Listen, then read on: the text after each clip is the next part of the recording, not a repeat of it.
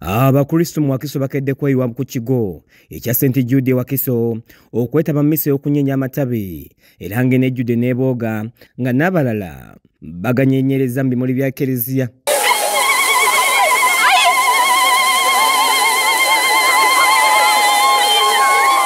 Misa nga tennatandika basoose kusimba nnyiriri wabweru w'Ekeleziya nga n'oluvannyuma boolekedde Ekeleziya nga bakulembeddwamu Father awamu n'ekkwaya ey'Ekeleziya wakati mu nnyimba ezaaniriza Yesu.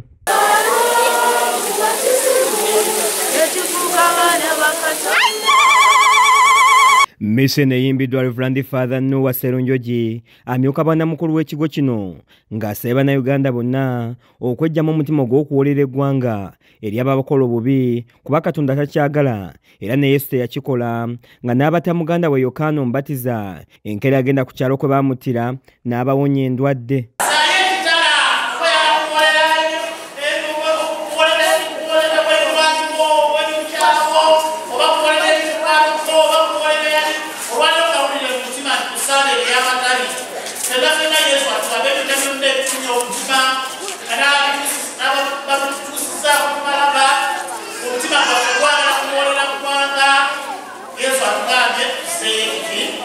Reverend Father Serunjogi yeesigamye ku bulamu bwa Yesu ne bye yayitamu okuli ebirungi bye yakolera abantu ne bamusasula mu kuttibwa ng'ono awadde abakkiriza amagezi okukola obulungi eri abantu bannaffe naye nga tebeerabira nti okubonaabona kitundu ku bulamu bw'omuntu.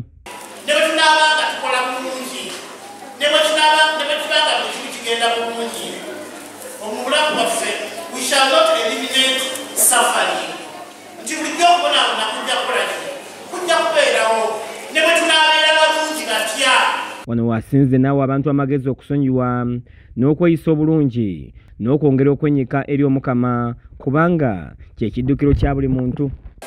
Naffe oboolyawo ebyo bangi abalina bye batutuusizzaako, abalina bye batukoze, abalina bye batukola, naye Yesu atuyigiriza agamba nze naawe tisaayo ekitala ngambira kwabulira tisaayo ekitala. Kiza Peter yakusakidde eggulire lino ku lwa KSTV Agalero.